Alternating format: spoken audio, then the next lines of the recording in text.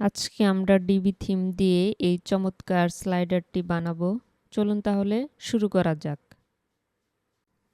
সর্বপ্রথম আমরা visual বিল্ডারটাকে enable করে নেব। তারপর বিল্ডার ফ্রম স্ক্র্যাচ এটা সিলেক্ট করব, স্টার্ট বিল্ডিং। আমরা নতুন করে একটা সেকশন নিব।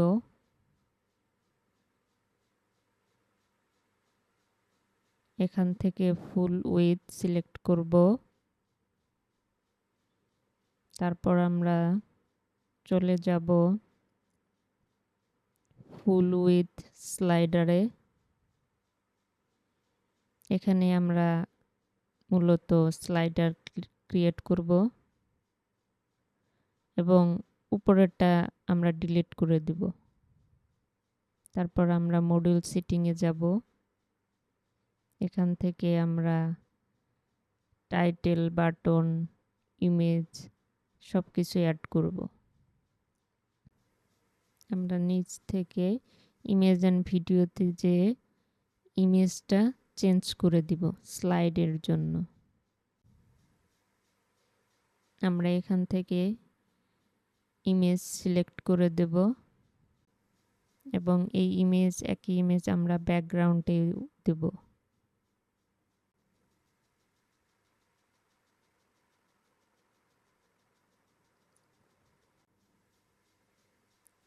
আমরা এখানে ওভারলে সিলেক্ট করে দেব এবং ওভারলের কালারটা আমরা ব্ল্যাক করে দেব এবং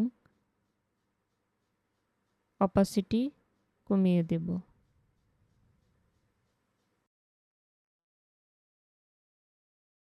এবং ইমেজে কিছুটা স্টাইল করব।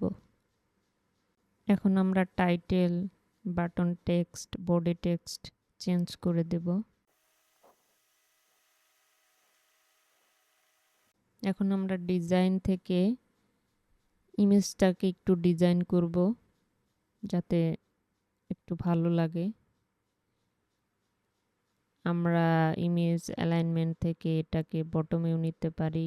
বটমে নিলে একদম নিচে চলে যাবে এবং সেন্টারে নিলে একদম মাঝামাঝিতে থাকবে, এটা দেখতে ভালো লাগে বেশি। তারপরে আমরা ইমেজ রাউন্ড করতে পারবো কর্নার। এরপর আমরা বর্ডার দিতে পারবো।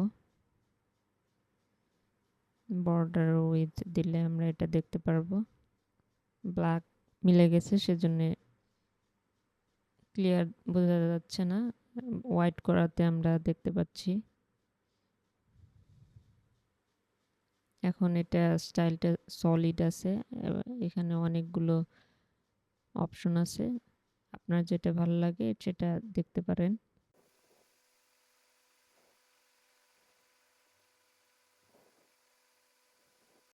ডটেড ড্যাশ, সলিড, এখানে ইচ্ছা মতো দেওয়া যাবে। তারপরে শ্যাডো,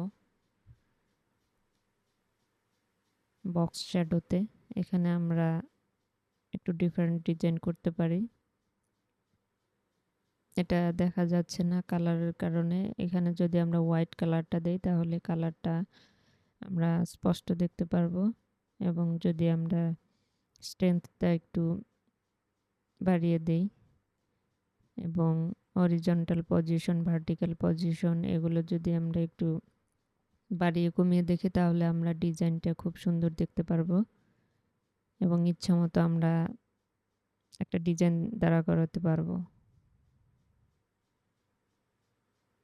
আমি এখানে হরিজন্টাল পজিশন, ভার্টিক্যাল পজিশন একটু বাড়িয়ে কমিয়ে ডিজাইনটাকে একটু সুন্দর করার ট্রাই করছি, দেখা যাক।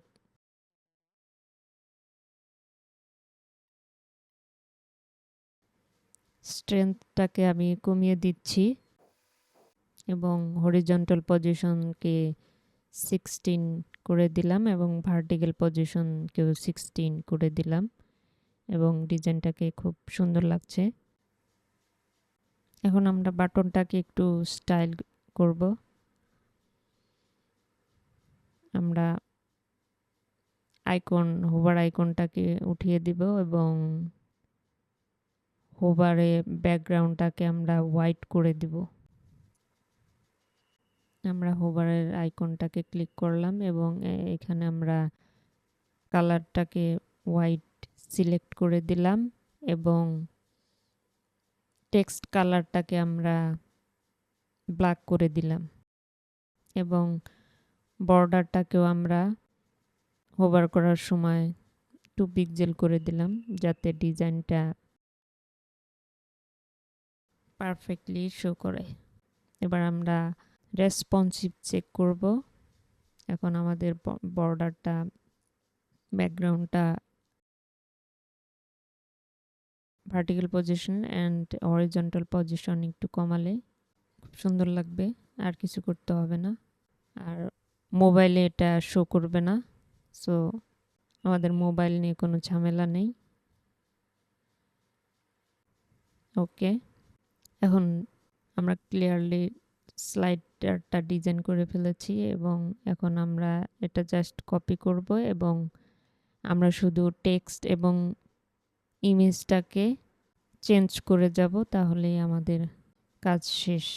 আমাদের প্রধান চ্যালেঞ্জ ছিল প্রথম স্লাইডারটাকে ডিজাইন করা এবং সেটা আমরা করতে পেরেছি।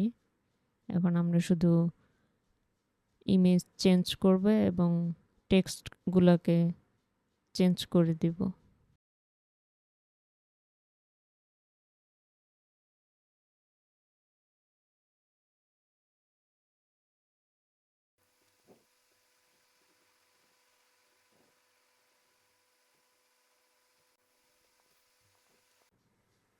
এরপর আমরা ভিজুয়াল বিল্ডারটা এক্সিস্ট করে দিচ্ছি। আমাদের স্লাইডিং হিরো সেকশন রেডি। আমরা এইভাবেই ডিবি থিম দিয়ে স্লাইডার বানাতে পারি। এটা খুবই সুন্দর দেখতে। নতুন নতুন টিউটোরিয়াল পেতে আমার সাথেই থাকুন। নেক্সটে অন্য কিছু নিয়ে আবার হাজির হব। আল্লাহ হাফেজ।